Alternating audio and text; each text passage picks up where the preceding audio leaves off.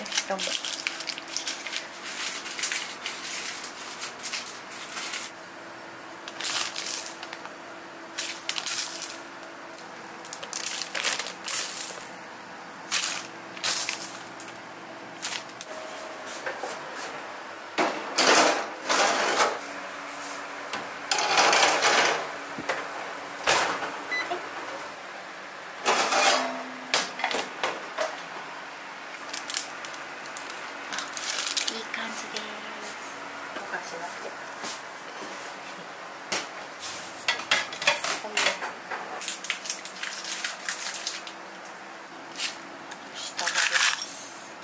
暑いですか？暑いです。ちょっとだけアクセントで入れるレモンの自家製ジャムなんですけど、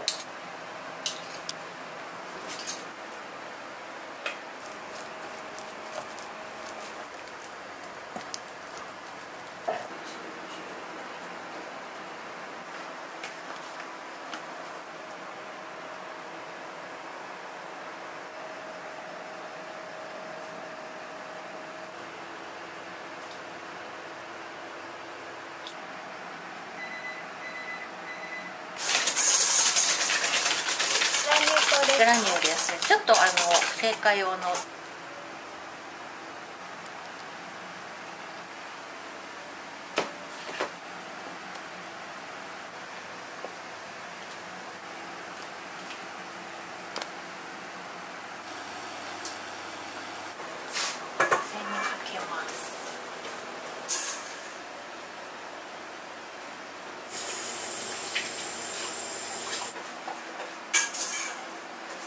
バターが溶けて全体が一つになるように。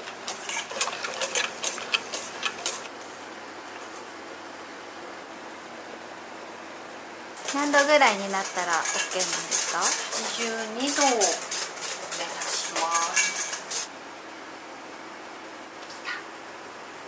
なりました。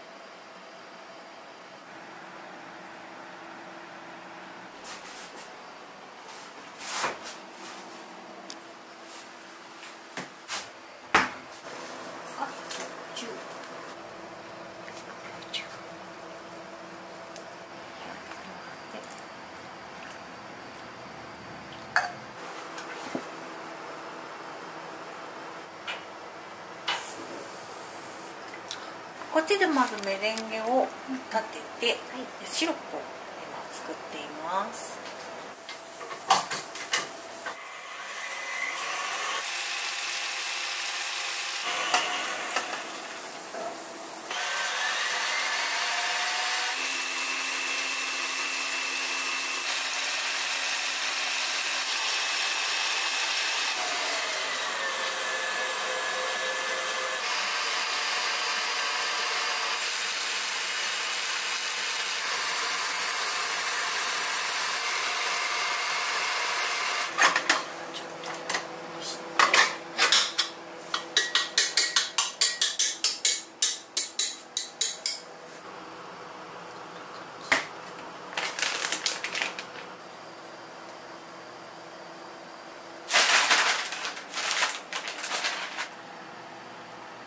こういう感じにとんがらせます。これはそれぐらいの粘度のあるシロップを混ぜたから、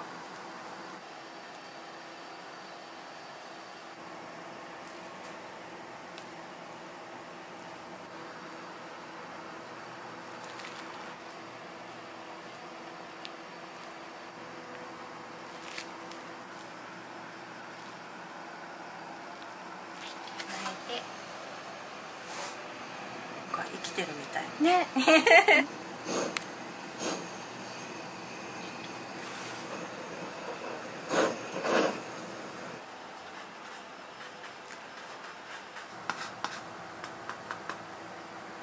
いい香り。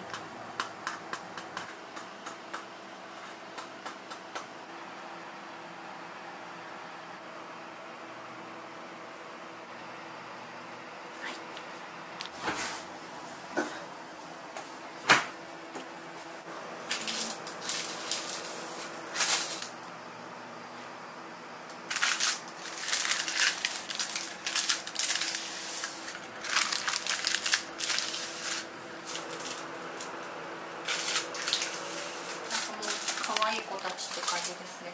いや本当に可愛いです。可愛いですよね。そうなんです。これは今作ってるのはアールグレーの茶葉がたっぷりのフィナンシェです。このフィナンシェの生地の特徴は発酵バターを使うことですかね。焼き上がりの香りが全然違ってきます。30g ずつ入れていくんですけど、調子がいい時と悪い時、いっぺんに入れる時とバチッて入る時と、気が散ってるとダメです。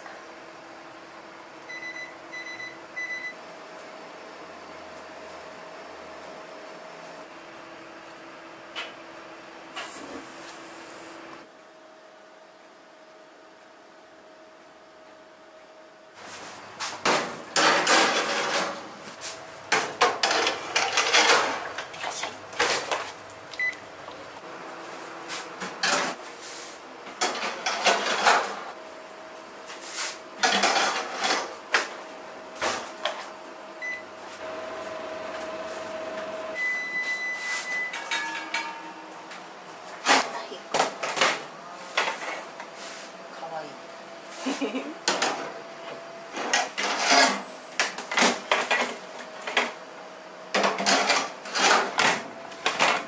感じです。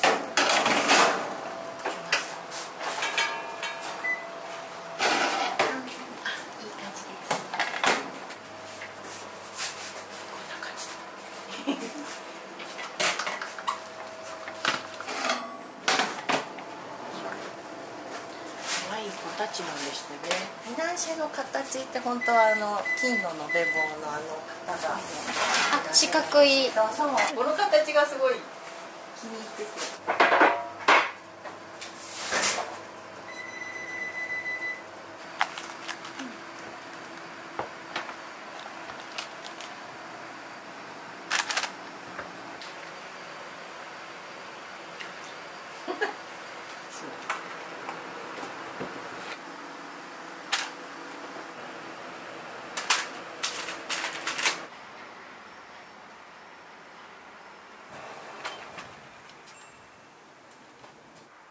切って落葉樹、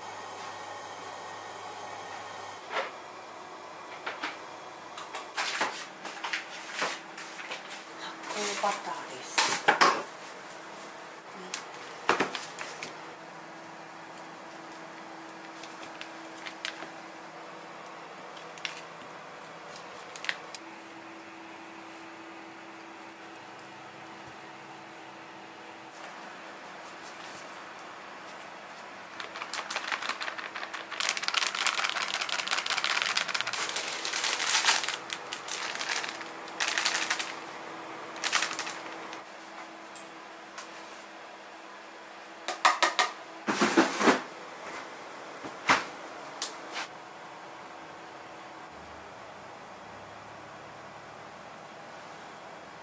で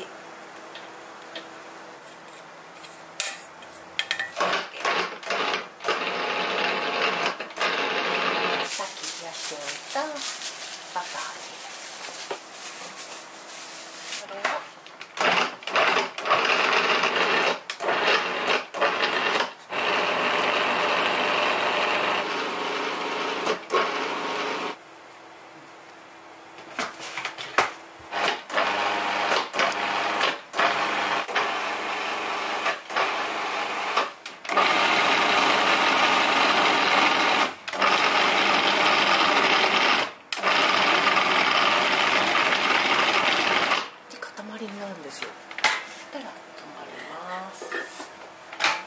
急に固まった、びっくりしました。で可愛い塊になったら出来上がりです。でこれで、1時間ぐらいは寝かせます。パートシュクレです。牛乳が100。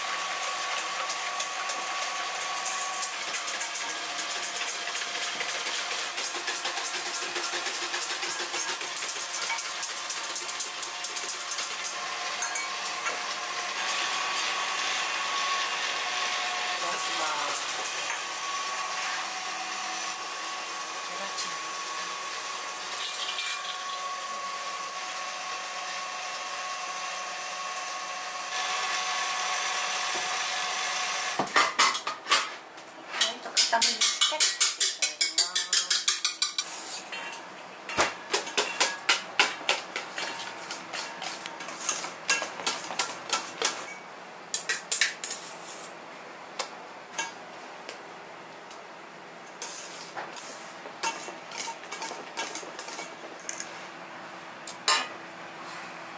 タルトの下に入っているカスタードのムースです。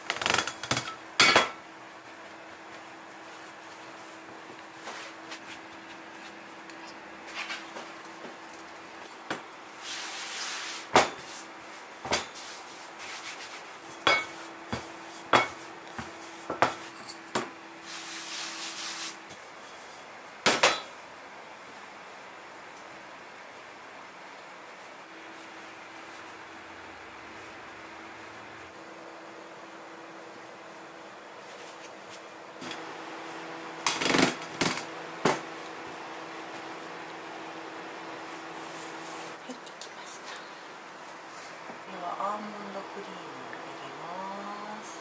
カスタードクリームを多めにしたいので、こちらの土台はあんまりたくさんにしない、ジューシーに仕上げようと思います。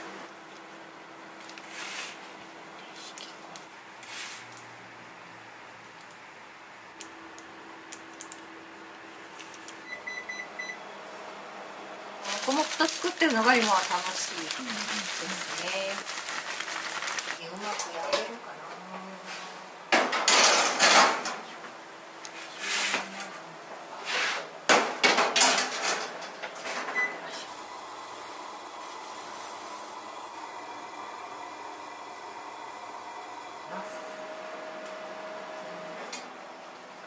ドが入ったのでそろそろ食べます。ちょっと冷ましますね。接触。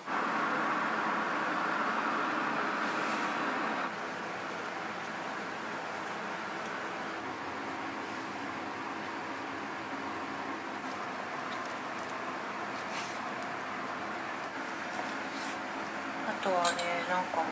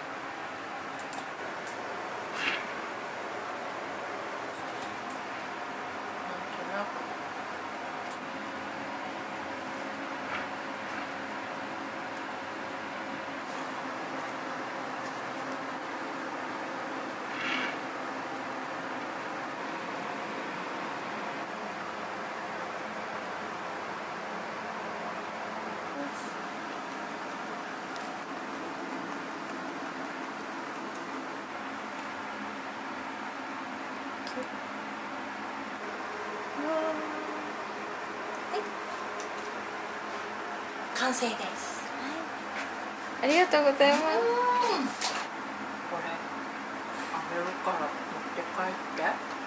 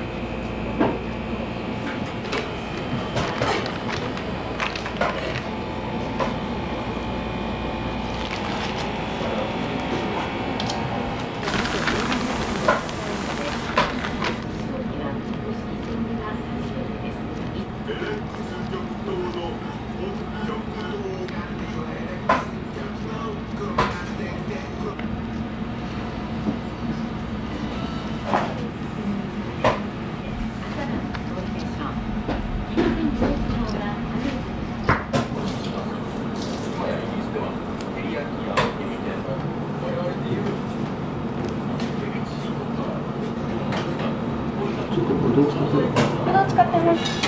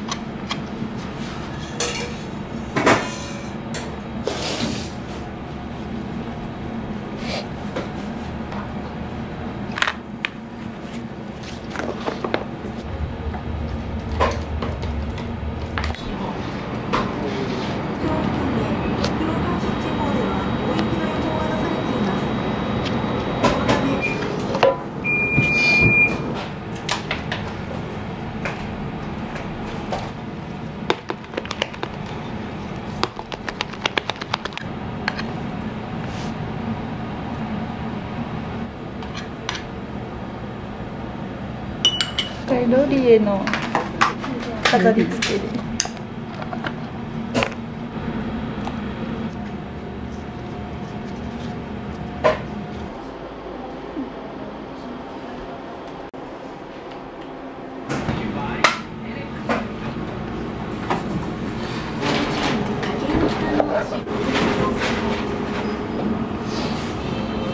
これもね、その人によってバラバラなんですよ。一緒じゃなくていいかなみたいな。やりやすいですけど難しいです。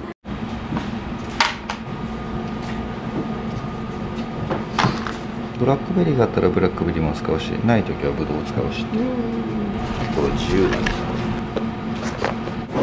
ベリー系のナパージュになります。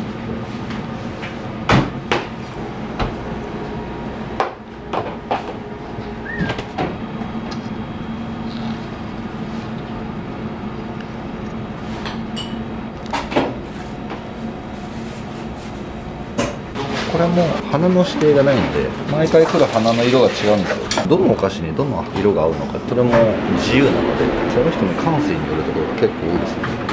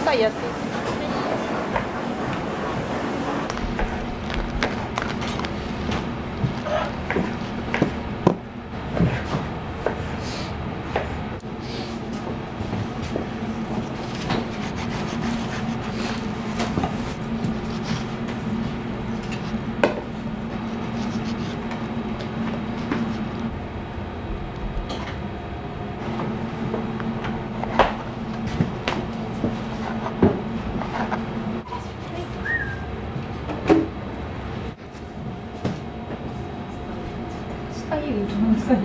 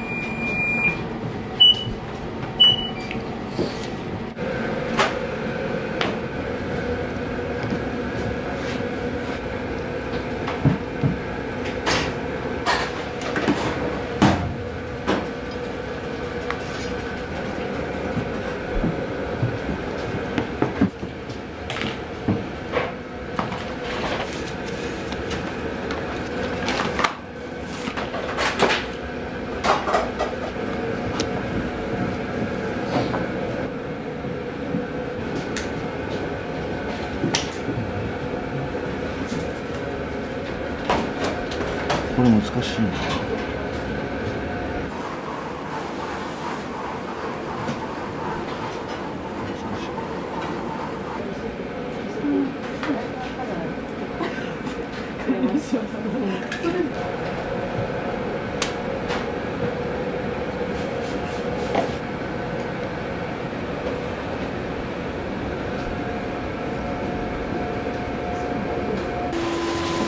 フレンチとか行っても料理人が作るやつって料理に見えないぐらい綺麗じゃないですか。じゃあそれをタルトの上に表現しましょうよっていう、こういうので。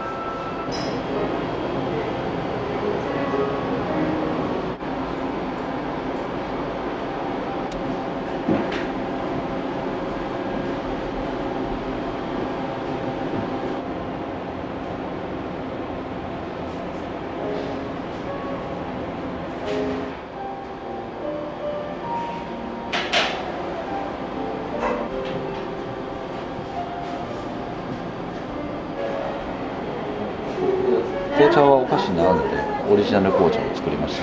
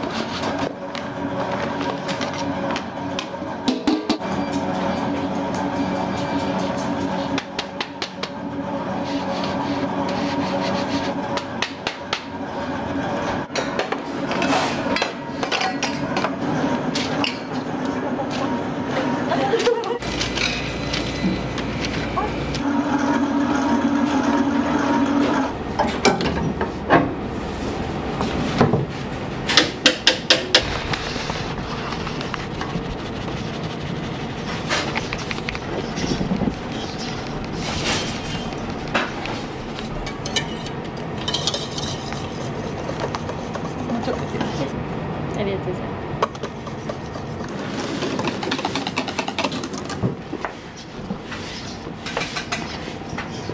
いきます。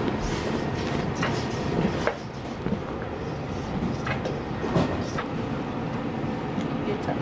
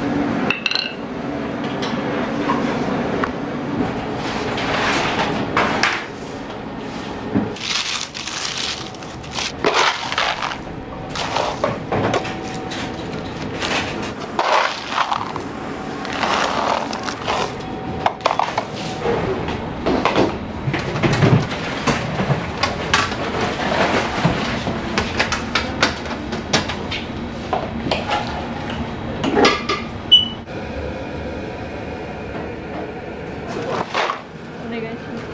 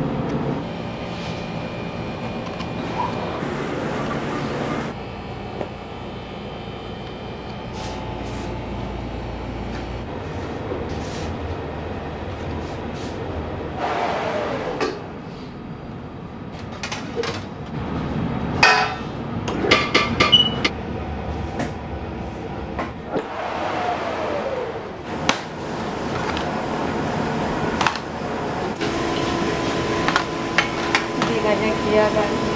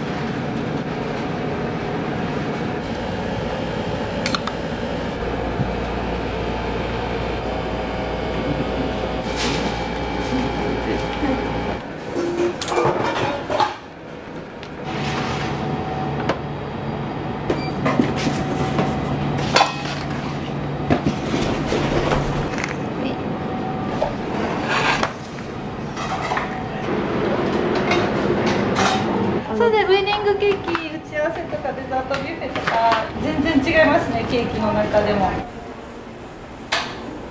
ケーキの綺麗さ、他のケーキ屋さんとはやっぱ全然違うので、スタイルであったりとかオーナーが自由な発想なところに惹かれましたね。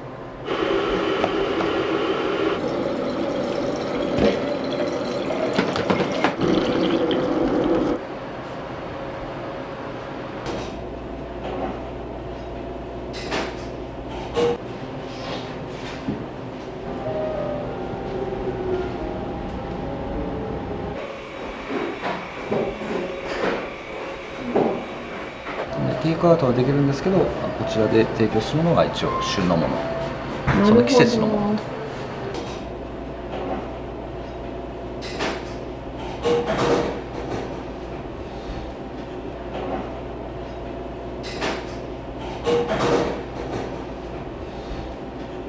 おすすめはこのやっぱりルージュ・アントワネットですね。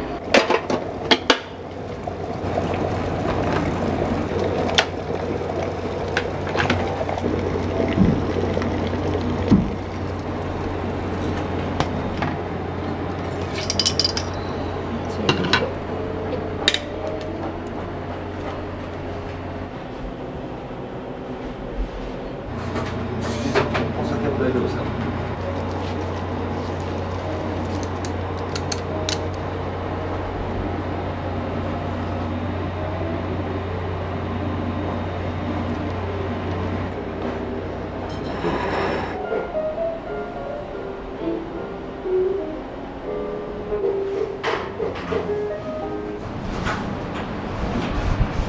ケットはですね、フランス語で一応可愛いっていう意味があるんですけども、あんまり持たせたくなくて、短くて分かりやすい名前、誰でもすぐ言える名前にしようと思ってその名前に決めました。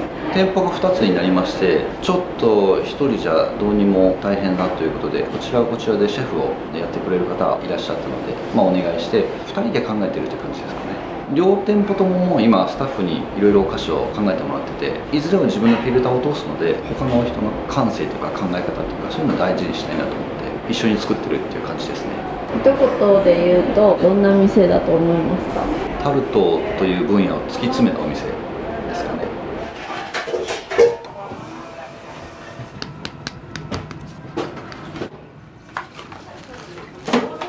ずっと見てて行きたいなって思ってて来たらいっぱい来るようになっちゃった。お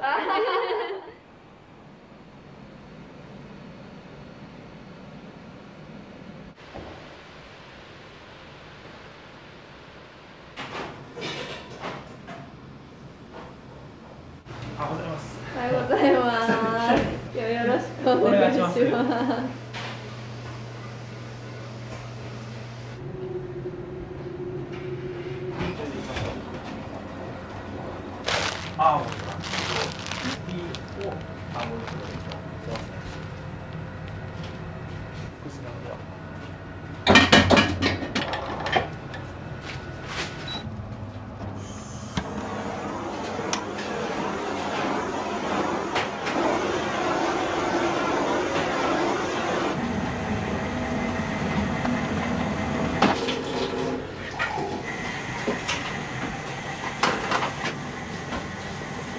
タルトの土台ってブリゼ生地っていう砂糖が入ってない生地を使ったりして、そのガシャシュクレ生地っていう砂糖が入ってる土台を使ってます。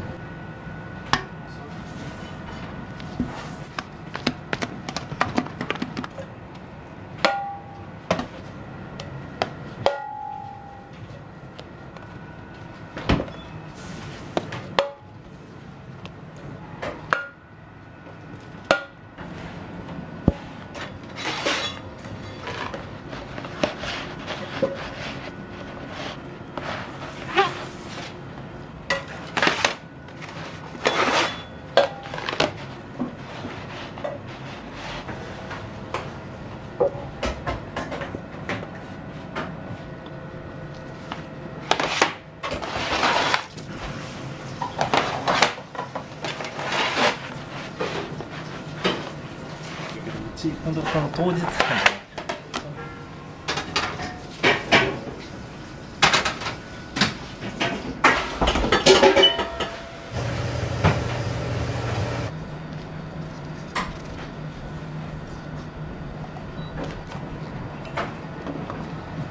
今からロールケーキの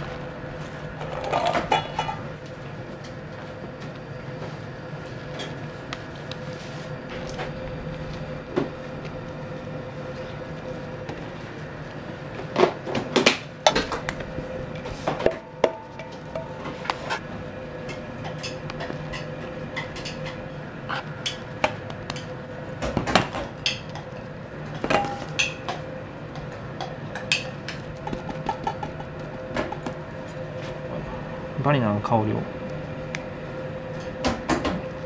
演出してますね。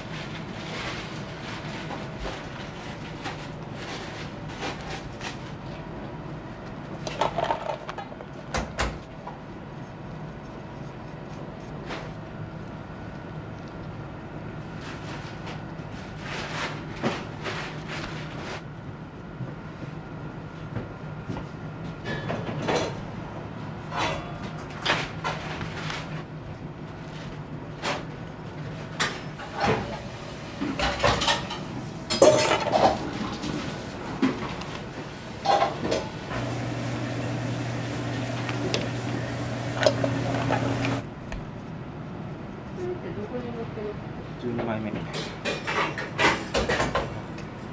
っとこう形を整えたりで、ちょっと冷やしとく、ね。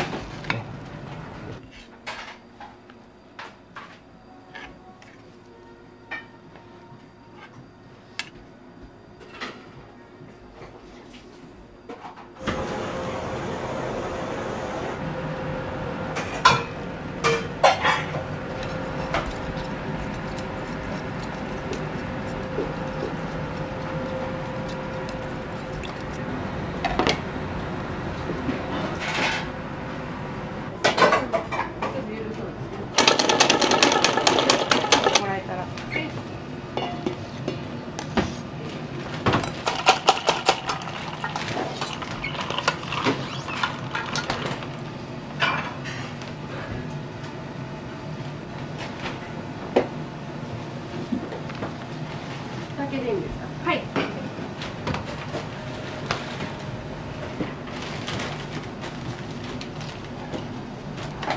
これがダンジュラミルクチョコクリームです。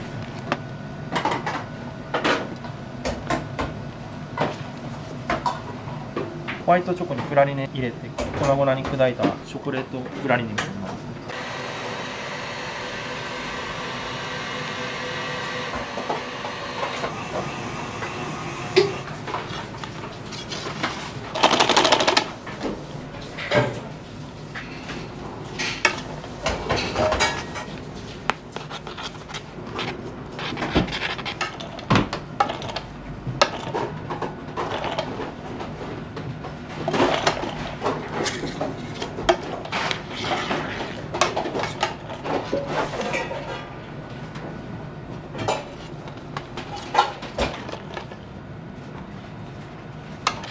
形というよりかはもう味ですね、うちは本当に。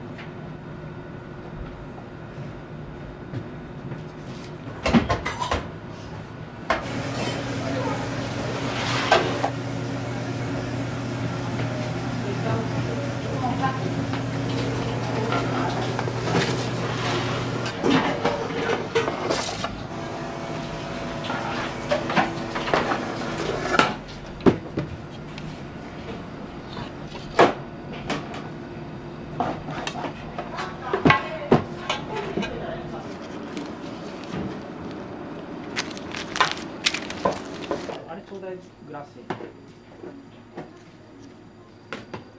なんか広げた方がいいってこと、どこに。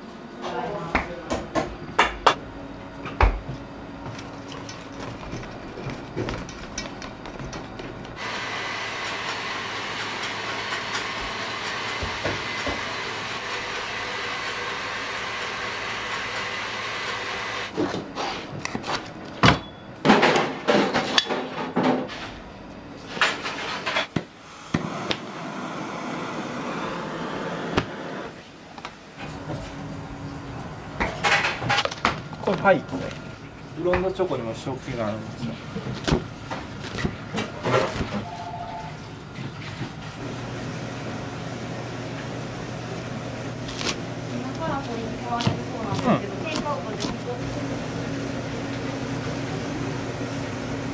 イギリスの朝食でワッフルにいちごジャムつけて食べる朝食文化があって、それをイメージしたタルトで。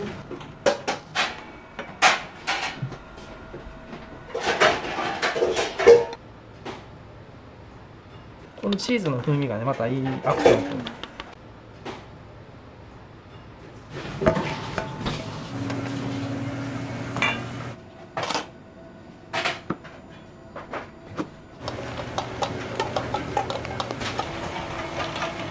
これはチーズクリーム、レアチーズケーキを絞ってるような感じです。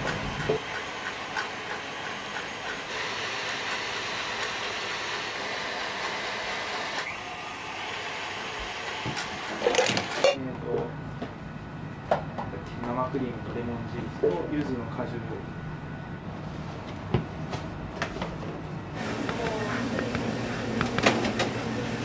めっちゃいい匂い。めっちゃ香り強いですよね。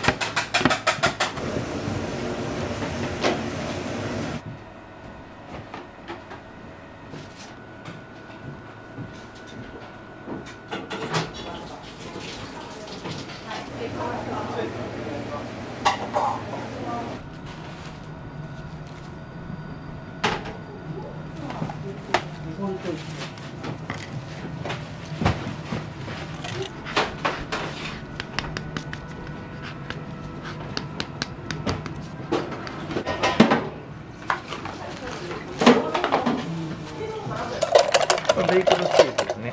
きび砂糖入りの生クリームをそれを薄くちょっと表面に塗って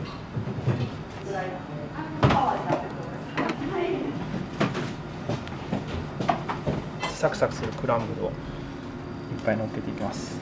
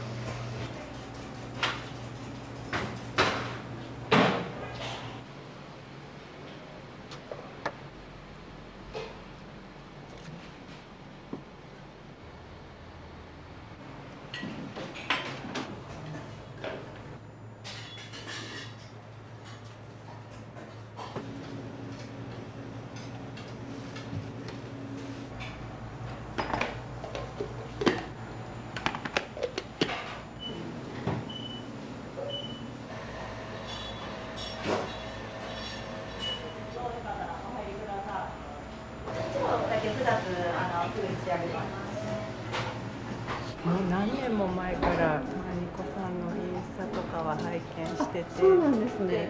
宮城県から来たんですけど、今日ですか？大阪来た時に絶対行こうと思ってたらコロナとかで大阪来るの5年ぶりなんで、絶対たまに来ないと思って。でもよくくいろんな種類出されてるんで、どれ食べてもその季節の味が味わえていいんじゃないかなと思います。今日は何買われたんですか？今日はいちごのロールケーキ買いました。今から帰ってゆっくりそんな出てないですよね。昨日も1個だけ出ました。お願いします。はい。これちょっと仕上げてもらって。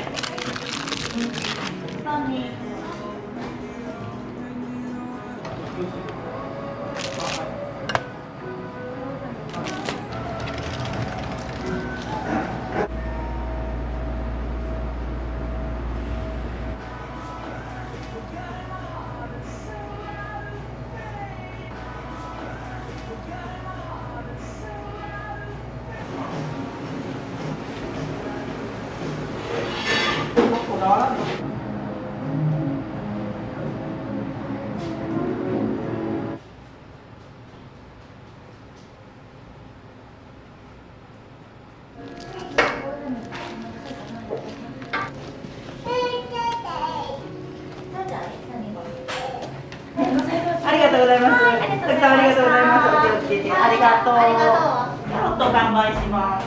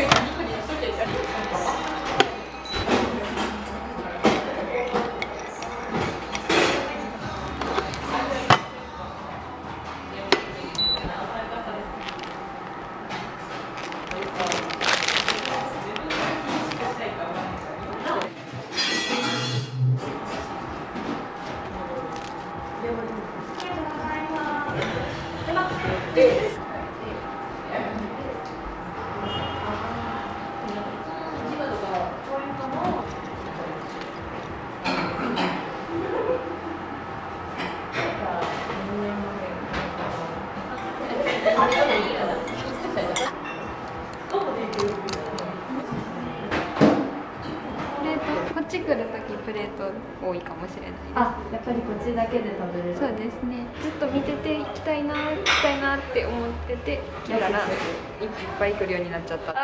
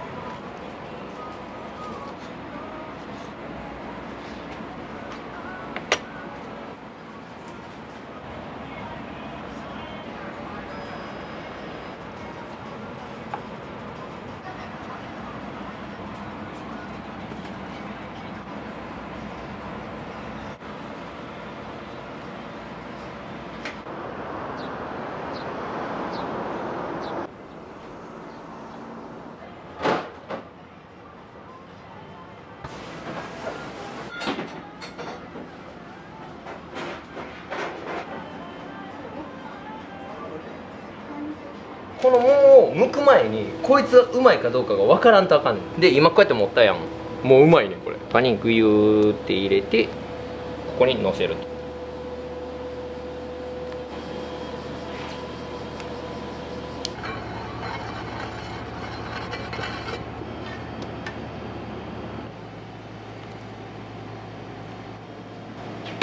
この隠れカスタードクリームがちょっといいやん。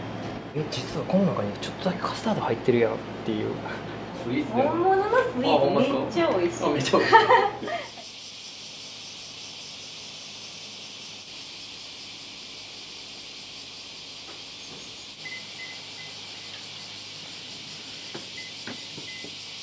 いつもこうなくなったら作るなくなったら作るってやってて、昨日の夜作ったやつは賞味期限としたら今日の午前中までいけるということでこんだけで、今から作るやつは次夕方までには売れるやつを作ります。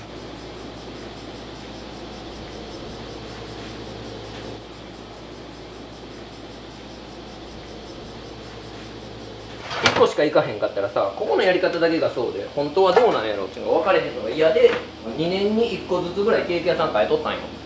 でそのケーキ屋さんのええところは盗んであかんところは絶対真似せんとこみたいな。で一番のあかんところで言うと、結構どのケーキ屋さんもやんねんけど、まあまあ3日目でも出すっていう。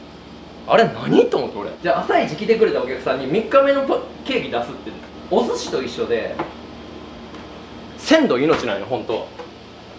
だから3日前の握った寿司出してるみたいな。それだけは真似せんとこみたいなのとか。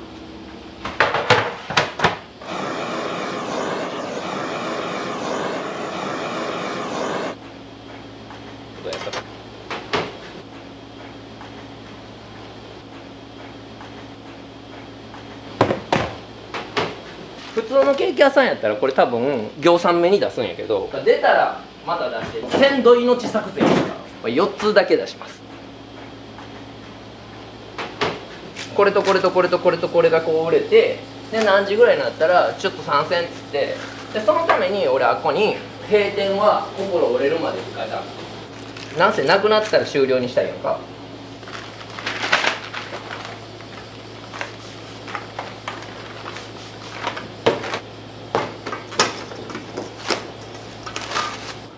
うちの生クリーム美味しいって言われんねんけど、これなんでか理由がある。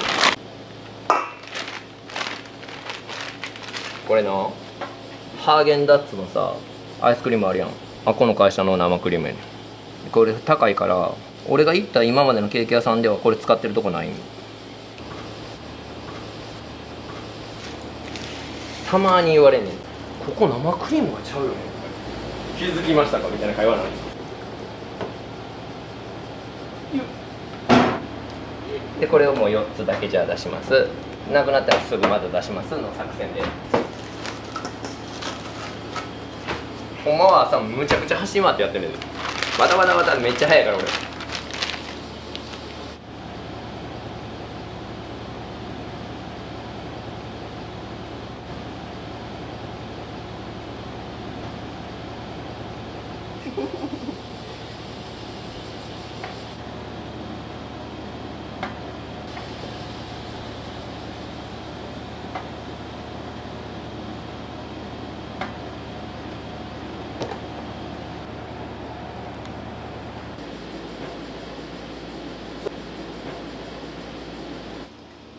じゃあいきますか。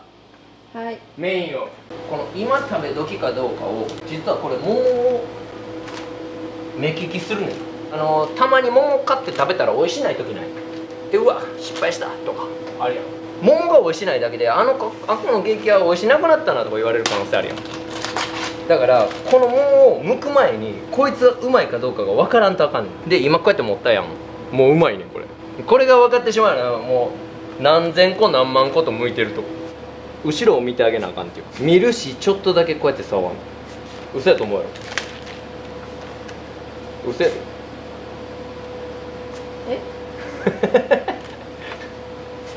今言ってんのほとんど嘘やで。聞こえるやん。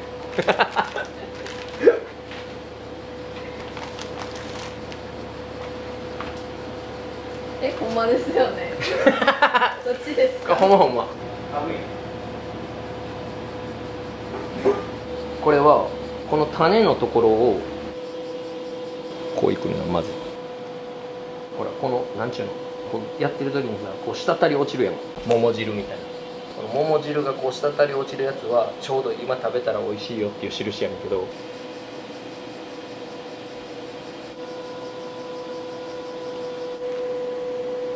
種だけ抜く。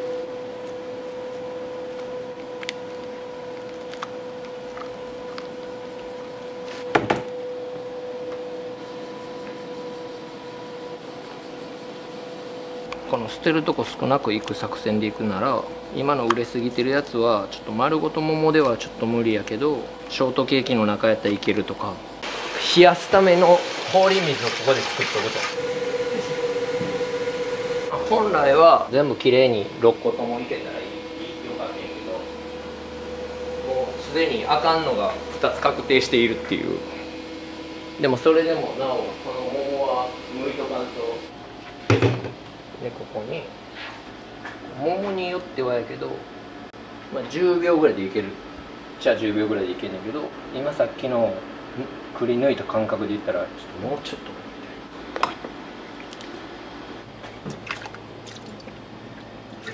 混ぜ混ぜします。これさっきのいけてない死んでる桃ですね。使えるとこだけ使いましょうの。こいつも死んでるね。もう死んでる桃はほら皮の剥け方がちゃう。ちゃんと取れへん。このアセロラ水おもろいことにこっから色が1日変わりませんっていう。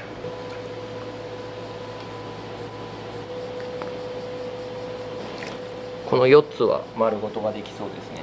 使えそうな部分だけを使います。ショートケーキの中に入ったりとかならいけるかみたいな。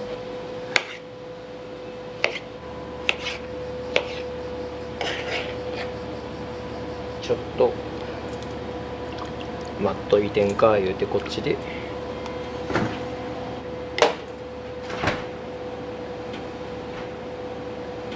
今6個剥いたからあと5回転するぐらいちゃう1日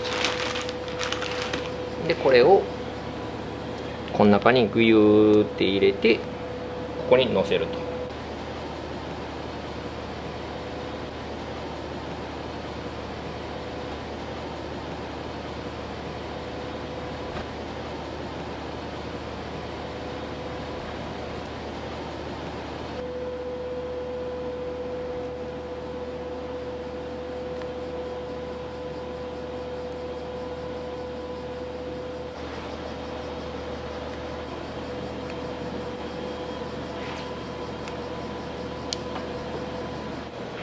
じゃあまあせっかくなんでど真ん中置いたのかい。これがうちのメインじゃっていうところに置くわ。よいしょ。だからお母さんが死んでもうた、情けない情けないって泣き出したんよ。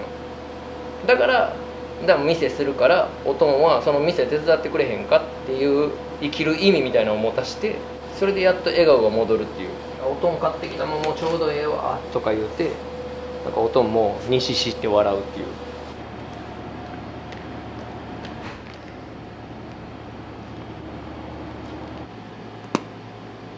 どう並べたらうまそうかみたいなのを考えてやってみるみたいな。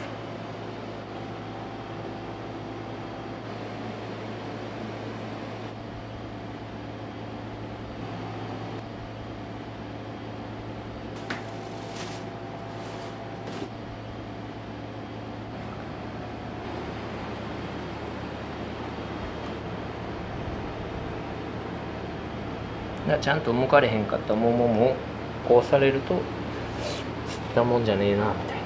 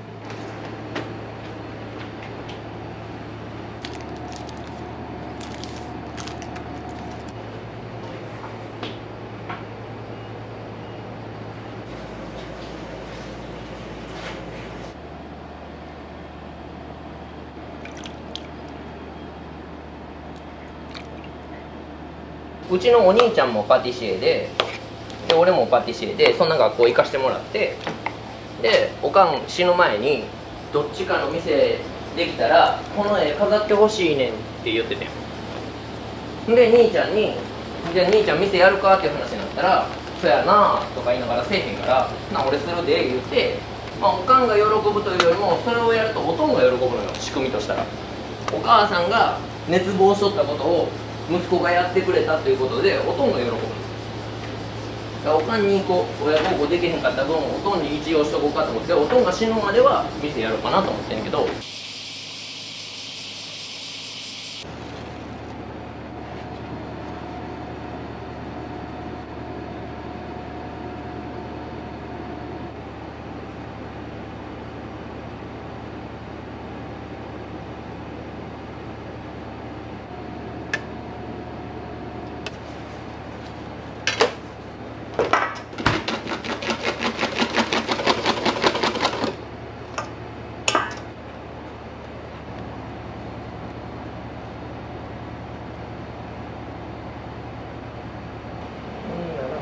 この使えそうになかった桃まで使えちゃうという。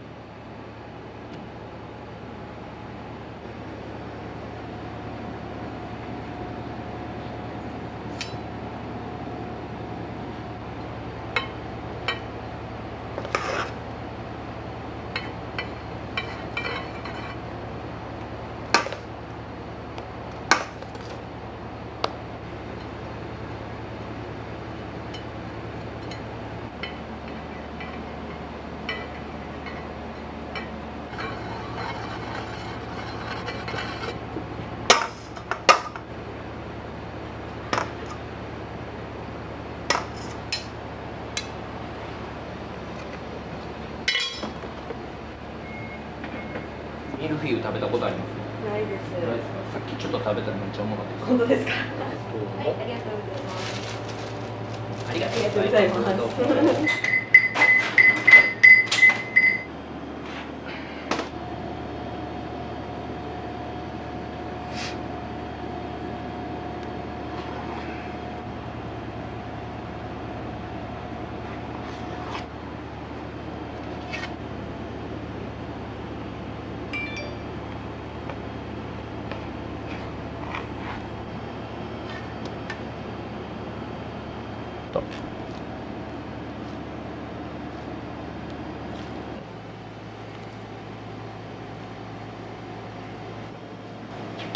この隠れカスタードクリームがちょっといいやん。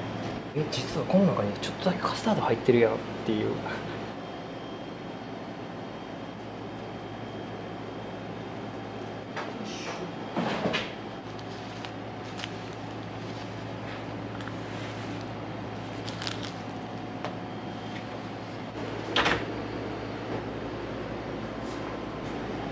いいね。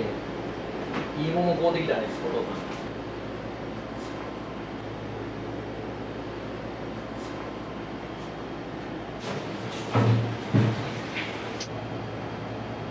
ケーキ屋さんに渡す言うて来たんです言うから、いやほんな飾っとくわいて、うちのおかんの絵よりもこっちの方が大切やとか言ってそっちに貼って。桃のタルト一つとカットの方。カットの方はい、はい、でミルフィーユ一つ、はい。いやこの店選んでんのがもう間違ってるって可能性。本物のスイーツで。本物のスイーツめっちゃ美味しい。めっちゃ美味しい。ありがとうございます。はい。すいません。どうもありがとうございます。ありがとうございます。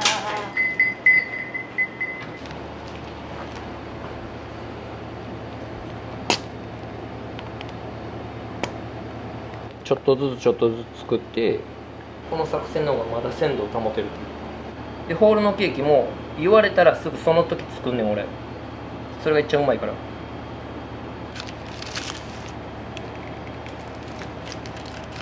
美味しかったら他のもうまいんじゃないかと思ってしまう。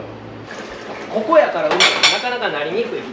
でもまあ意外とその最初の敷居が低いから、うちは美味しいと勘違いする人は多い。勘違い。まあ勘違いやろ、美味しいなんて世の中の。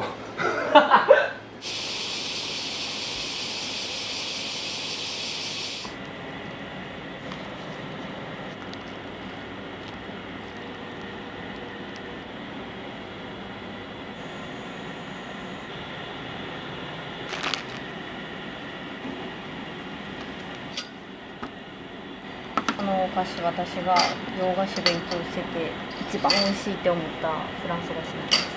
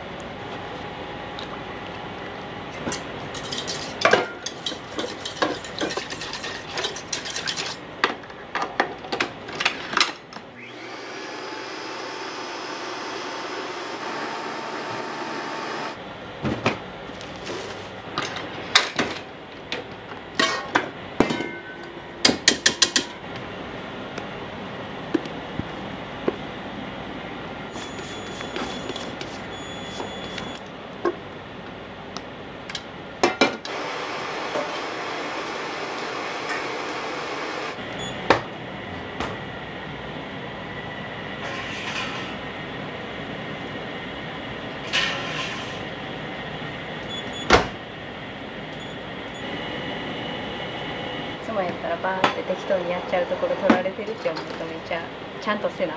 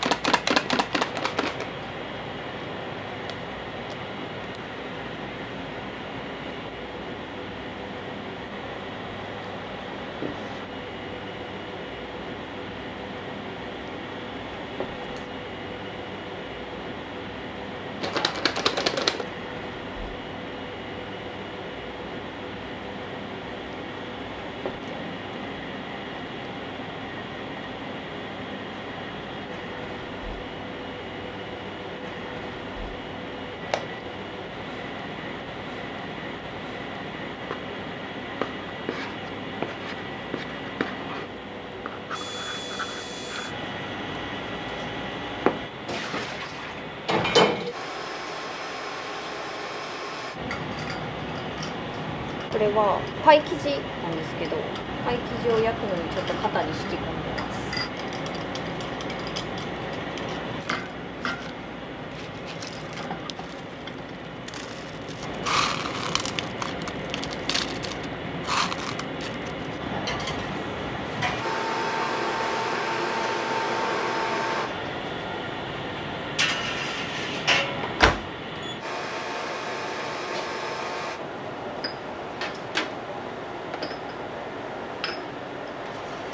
私いつもニュースの小山くん好きなんですよ。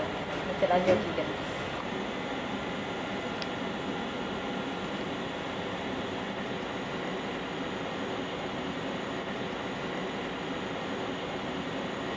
結構ライブとか行きますか？行きます。9月もあるんで行きます。いろんな種類で少しずつ食べれるようにちっちゃいサイズで出してるんで、2、3個食べれちゃうと思う。お店のコンセプトめちゃくちゃいいですよね。あんまりさ、サイズ感がちょうどいいって言ってくださる方が多い。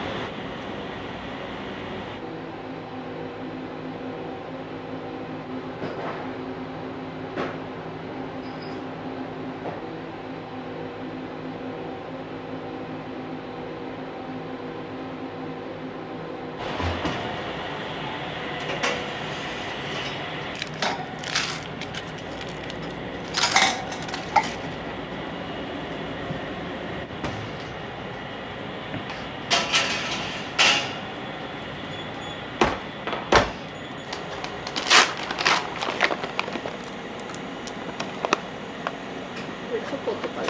そうです、チョコの玉です。コーヒーゼリーでカフェオレのムースの上に置いて。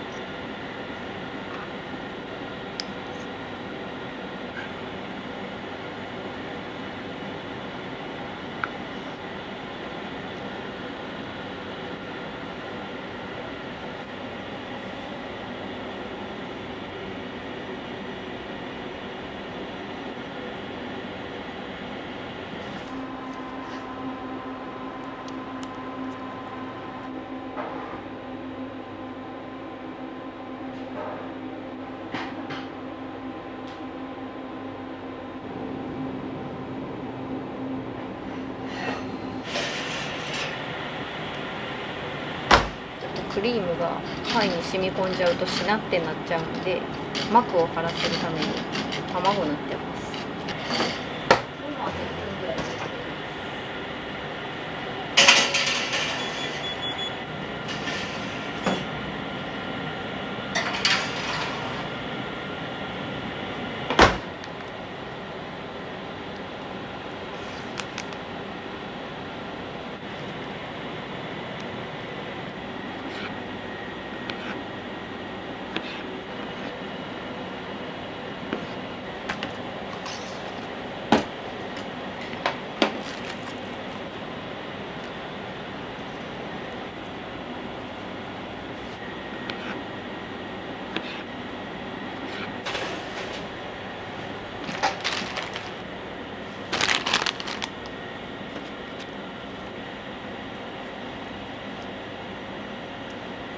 何歳ぐらいの頃からお店出そうって決めてたんですか？でも本当に出す1年ぐらい前から本格的に出したいなって思い始めて、夫と出会って結婚してから、夫は将来社長になって遊んで暮らしたい派の人で、私は雇われでいいからもう人間関係に悩まず作る仕事がしてたいっていうので意見が一致して、じゃあ店出したら一人でできるじゃんみたいな感じで。レア出しのナパージュです。経営とかいろいろ見てくれて、休みの日は手伝いに来てくれてます。じゃあもうほぼ夫婦でお店やってるみたいな。そうですね。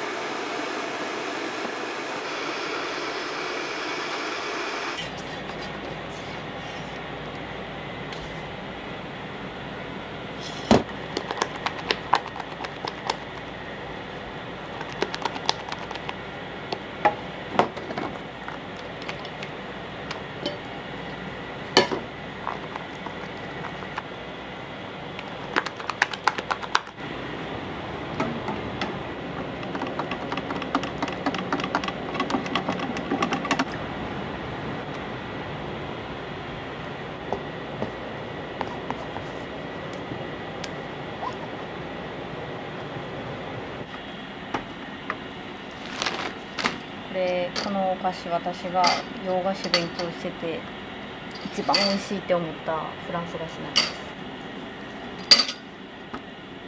この時点で美味しそうです。パイ好きで。パイ美味しい。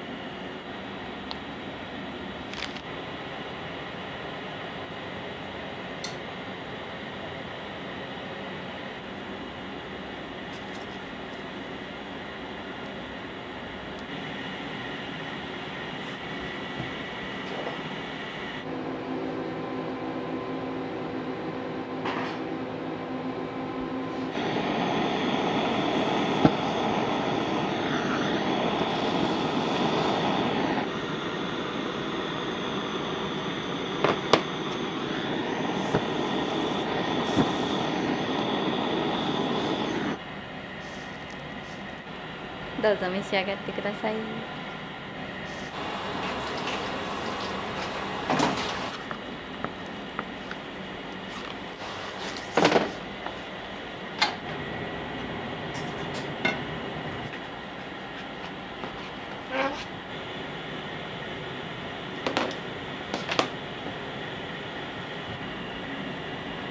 この端切れがね、美味しいんですよね。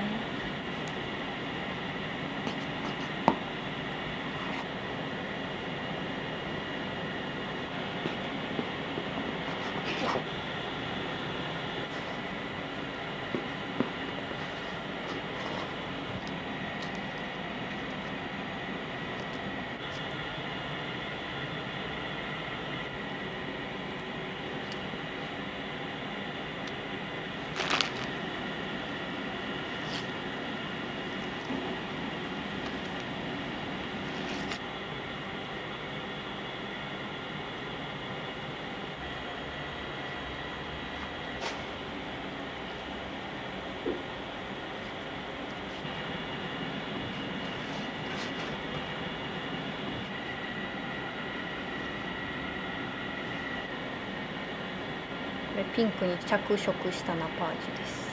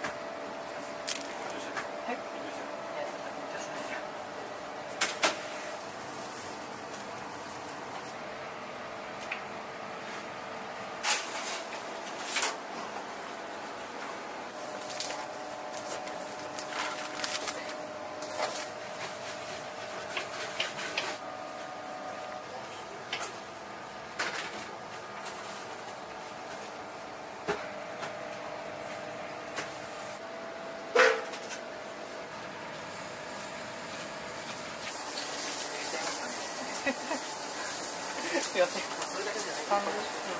早ければ300円。牡蠣のさ、だし醤油みたいなやつあんのね。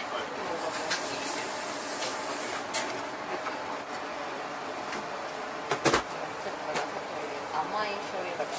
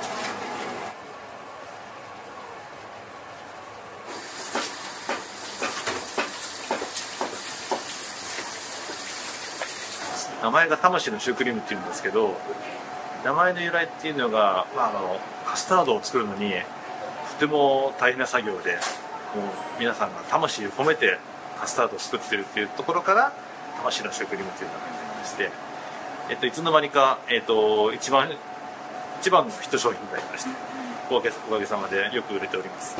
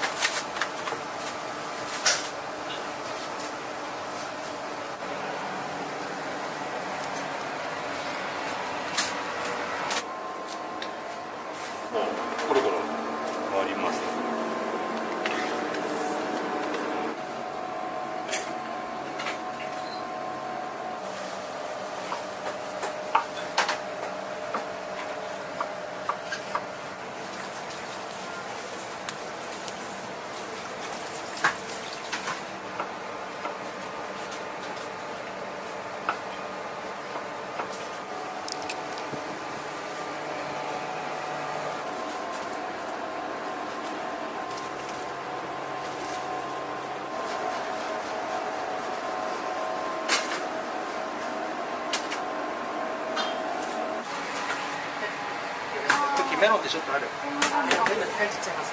必要でしょうか。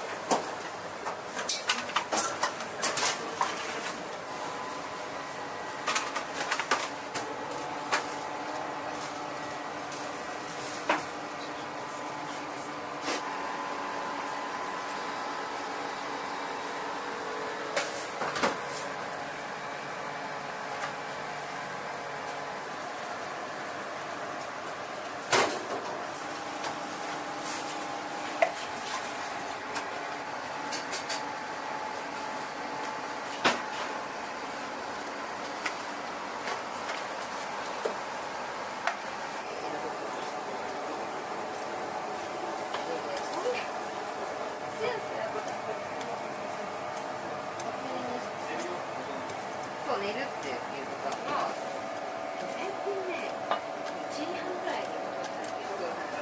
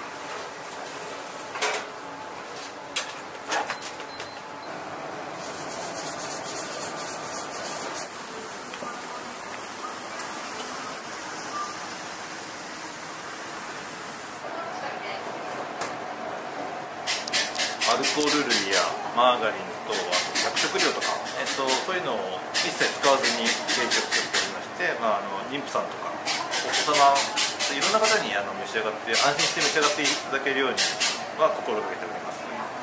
手作りにしても一応バリアフリーだったり自動ドアだったり車椅子やベビーカーも安心して入れるようには、心がけています。これから秋に向けてだんだん桃が冒頭に変わったり、あとはブドウですね、マスカットや巨峰、ピオーネになったり、あとはかぼちゃ、栗、芋、この秋の、味覚たちが賑やかになると思うんですけど、冬に向かってはもういちごとチョコレートがメインになっていますね。なので1年通して結構いろんな種類の、ケーキを作ってますので、気が来ないようには心がけております。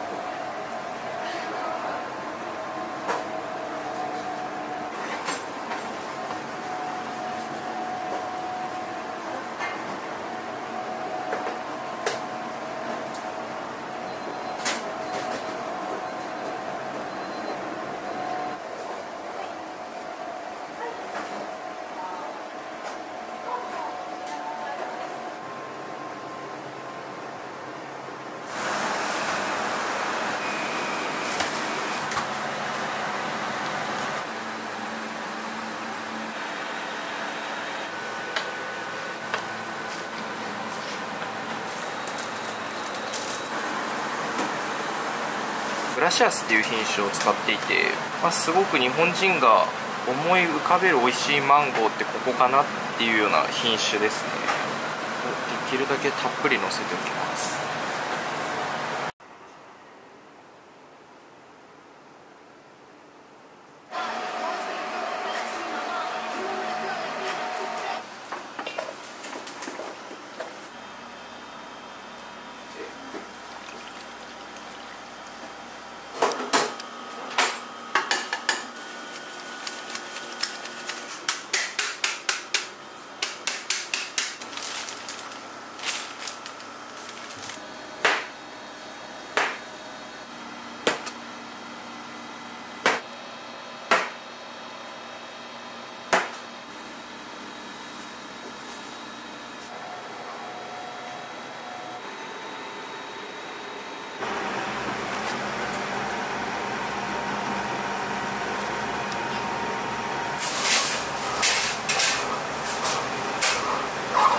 作り方も食材もあくまでもフランスと同じを大事にしているので、やっぱフランスのザクッと硬いようなシュー生地っていうのは僕は好きなので。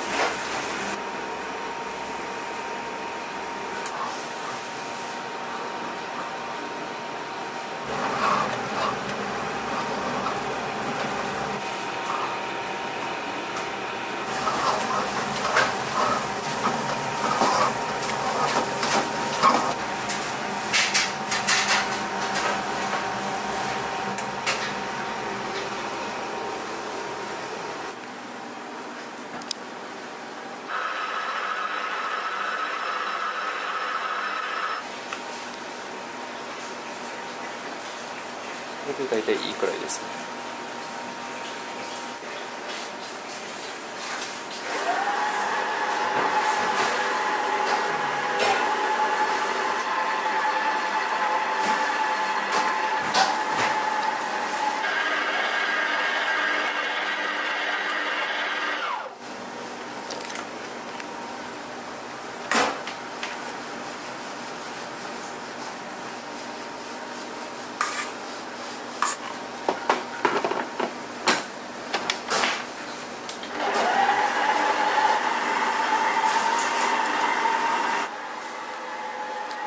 その時の湿度とかはどうしても僕らではコントロールできないので、卵の入る量っていうのがその時の乾燥具合によっても結構変わってくるので、最低限これだけ入るっていう卵の量は計算しておいて、プラスアルファはもうその時の職人の感覚っていうところを委ねてますね。で大体こう生地を垂らして落ちた時に三角形になるような硬さっていうのは大事にしたいですね。こういうちょっとスッと落ちるような感じですね。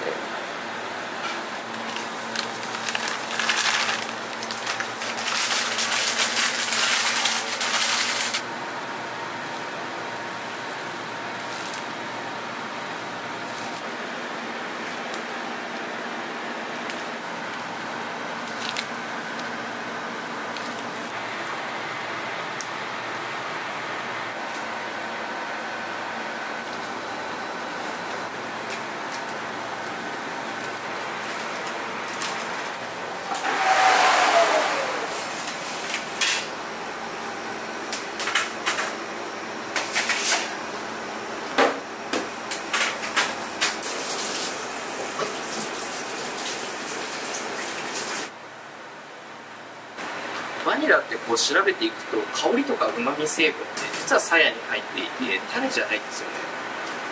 これは鞘と種を両方ともペーストに一緒に混ぜて潰してくれてるので、より本当の意味でバニラが味わえるようなペーストになってますね。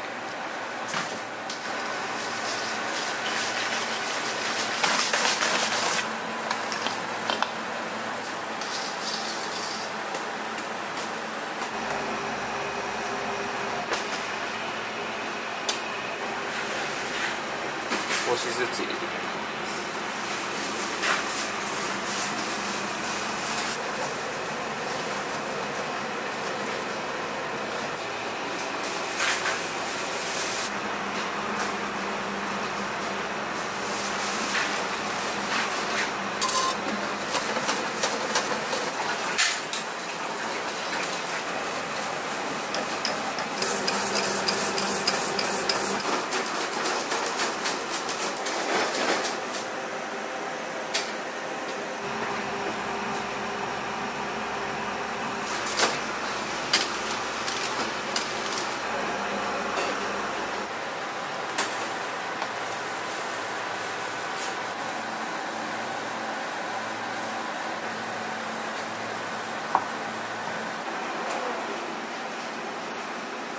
これだけ食材の中に蒸気が入ってるんですよ、水分が。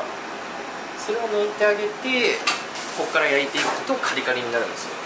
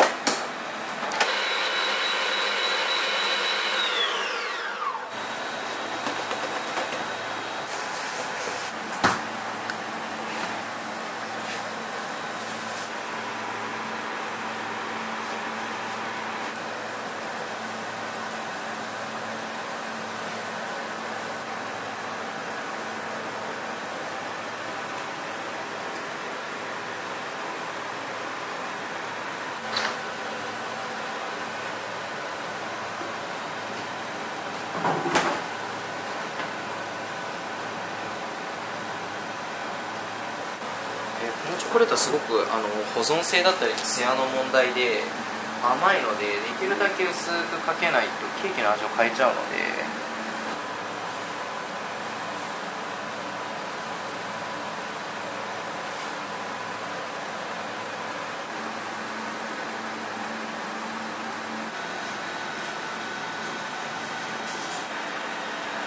出しといて。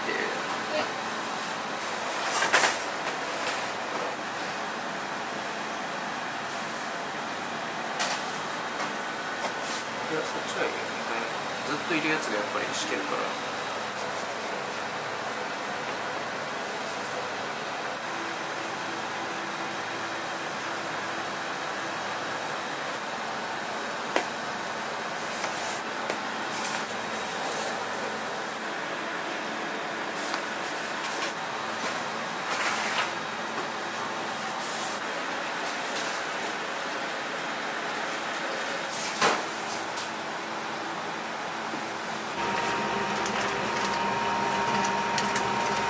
ちょっと少し放っておいてとかしていきます。手でいきます？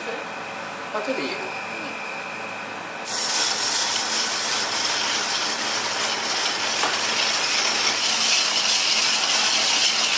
カカオのパウダーと薄力粉とベーキングパウダーですね。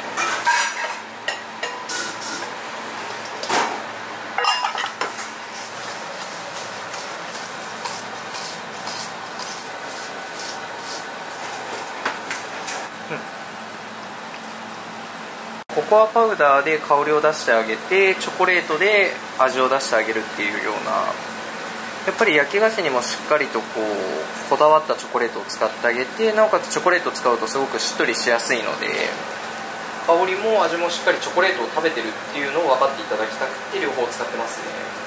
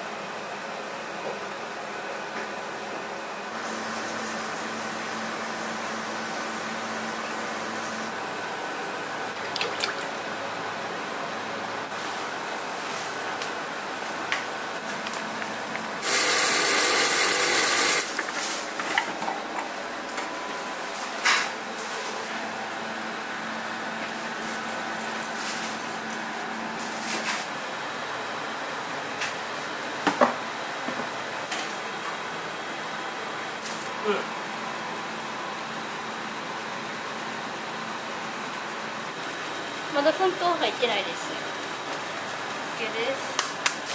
考えてますね。ありがたいですよ。まあやるはしてないんですけど。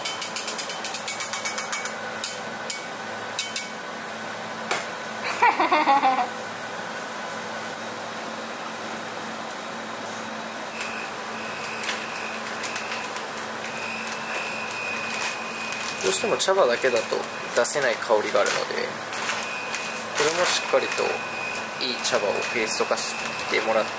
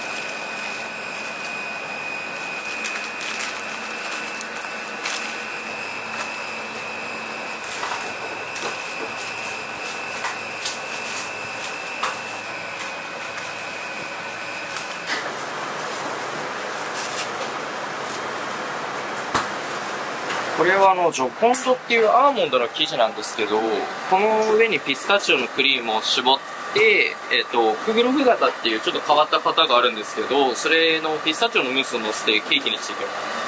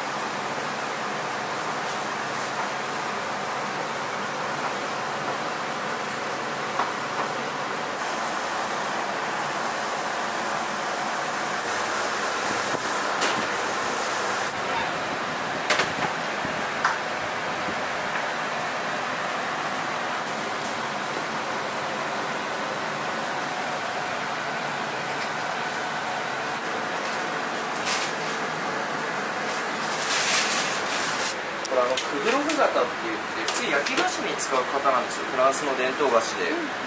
それが僕は形的にすごく好きなので、ちょっと生菓子でも使いたいなと思ってちょっとムースでも使ってますね。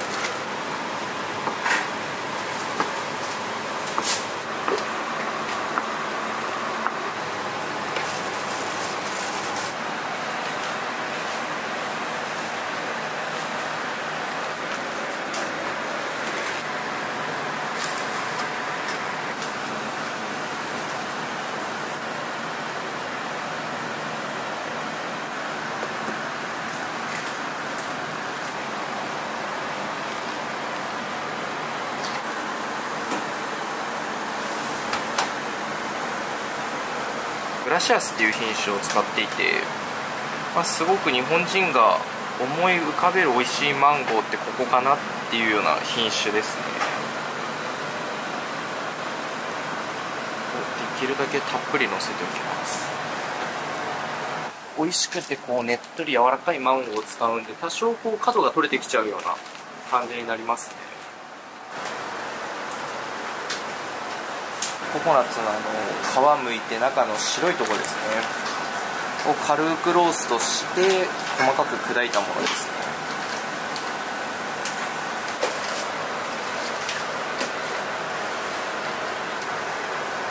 これはアールグレイのすごい凝縮ペーストですね。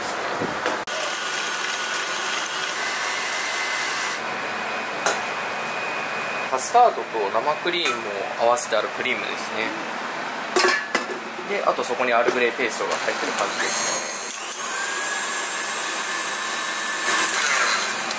ね。どうしても生クリームだけだとボソボソして重たいので、そこにちょっとカスタード入れると滑らかに食べやすくなりますね。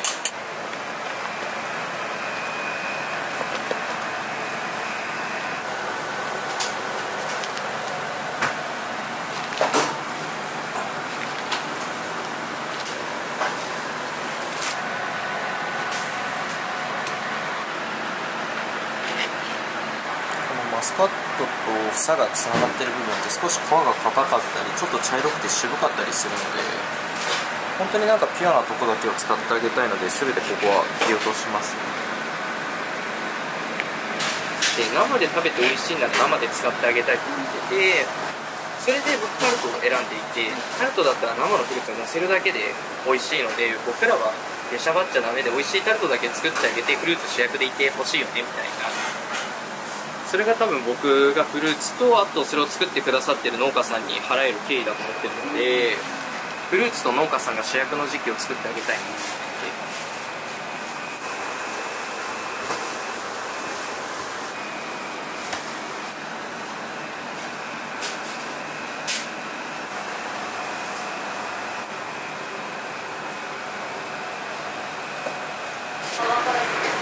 少ないなくなるのでパキパキに、それで食感を楽しんでもらおうかなと。バターってついてるんですけど、バターではなくてカカオの油ですね。ホワイトチョコレートを合わせてあげて、ここに漬け込むと表面のパリッとした層が出来上がるんですよね。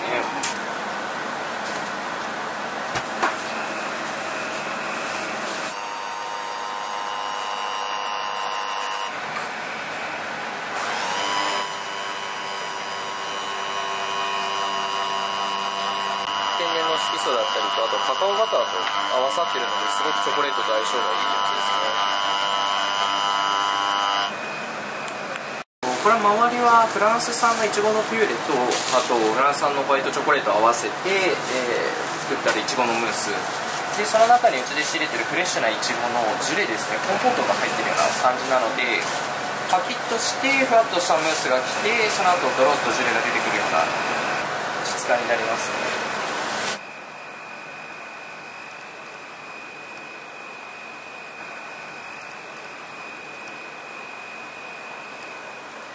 もうすぐ質感がマットに固まり始めるんですね。これがパキッとする状態なので、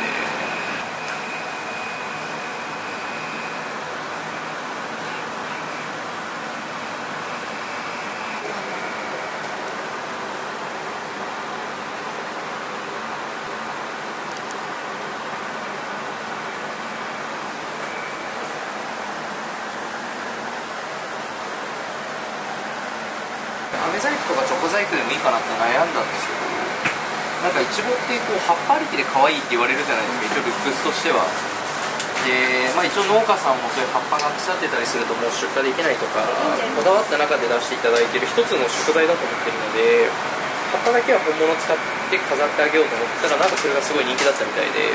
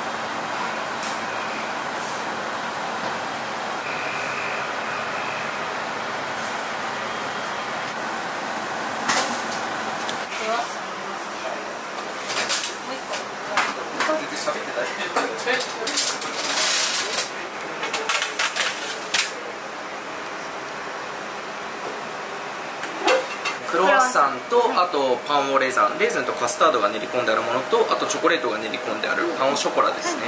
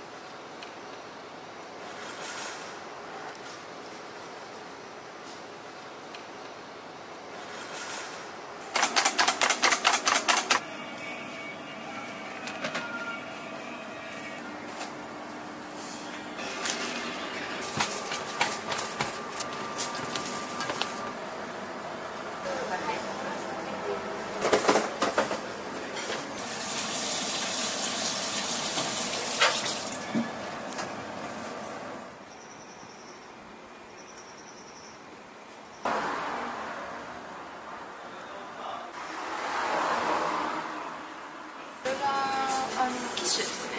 お昼でキッシュのプレートを提供したりとか単品で販売もしてるので、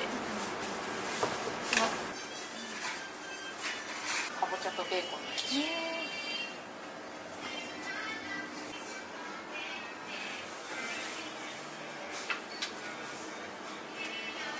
うちはなんか小さすぎてストックするキャパシティもないんで、毎日だいたい仕上げてるっていうような感じにはなりますけど、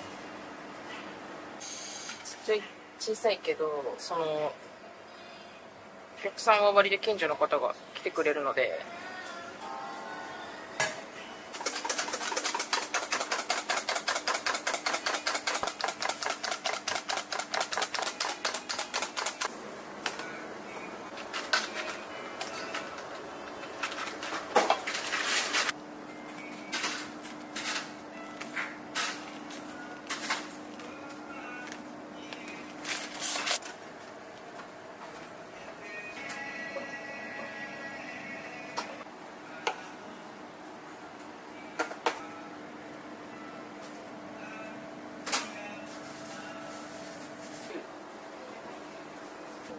何点も置いといていいよ。ありがとう。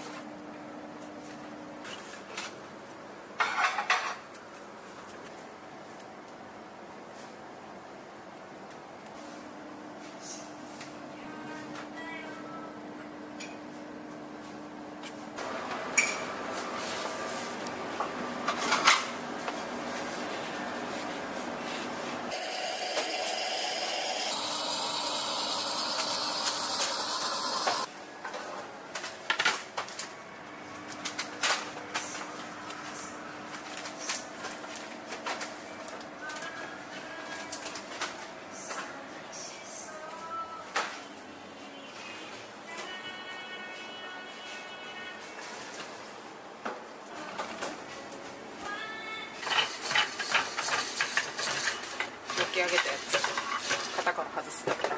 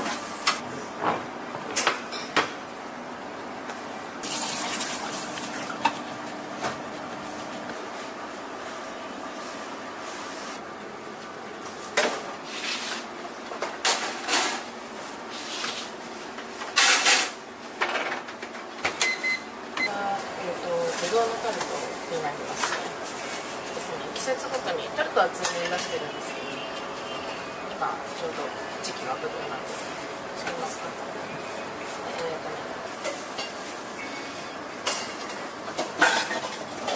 サワークリームと生クリーム、カスタードを合わせた特製クリームです。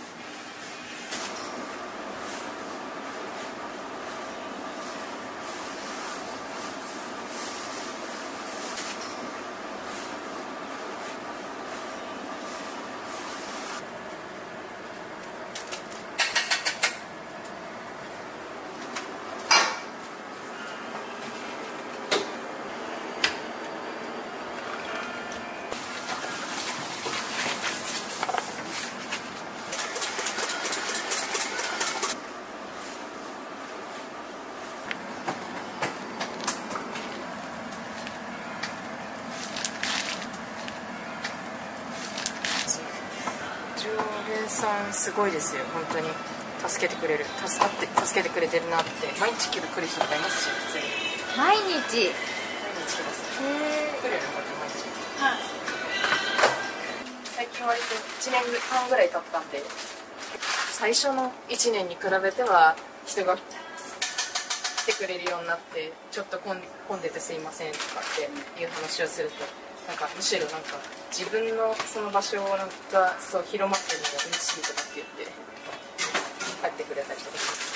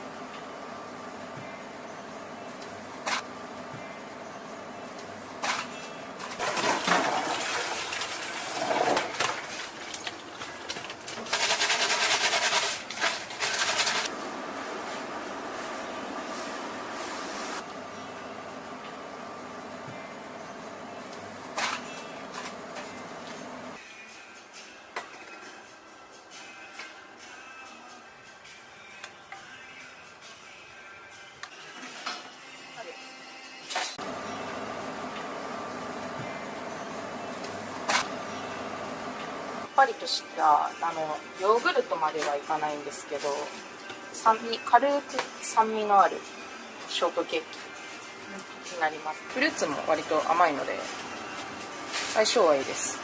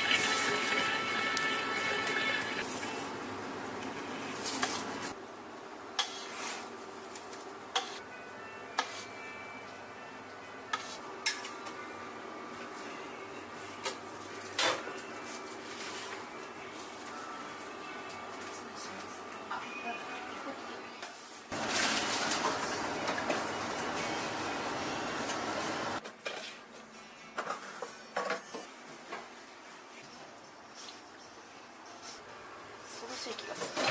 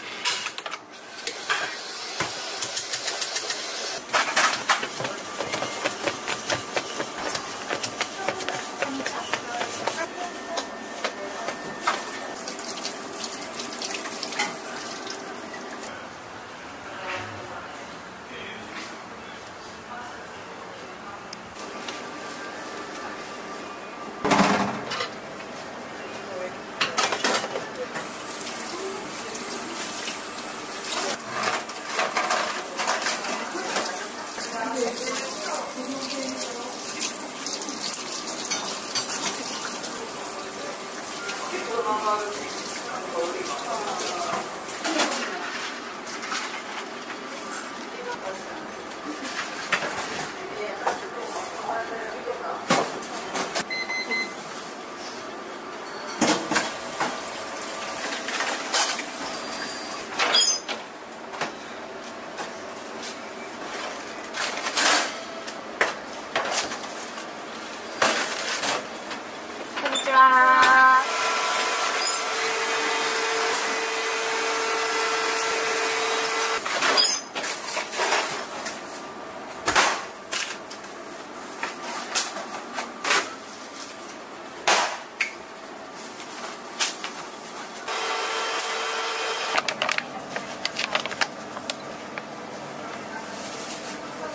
りがとうございます。またお待ちしております。受け付けて。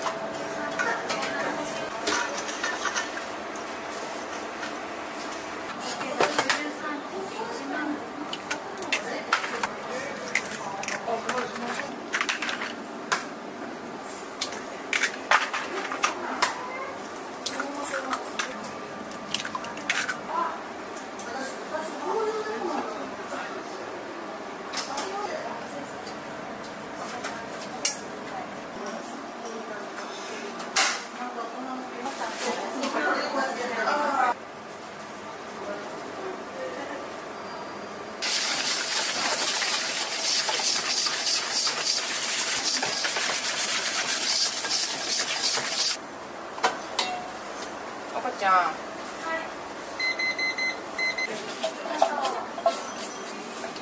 かしこまりました。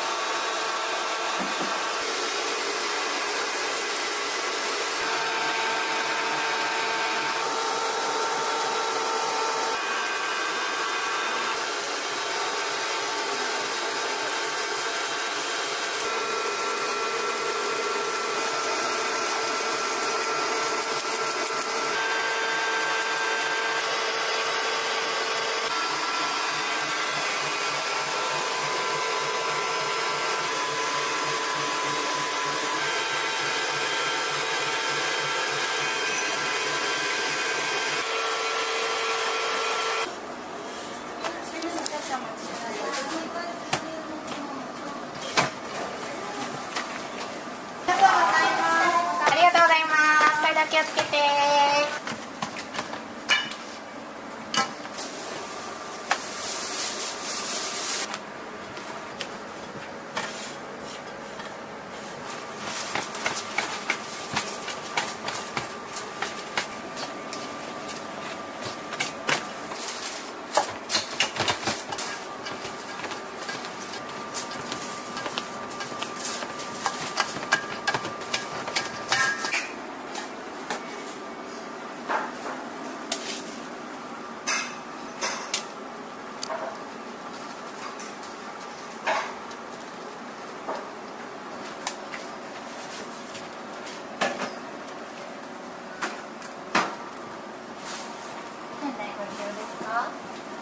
お持ち帰りでかしこまりました。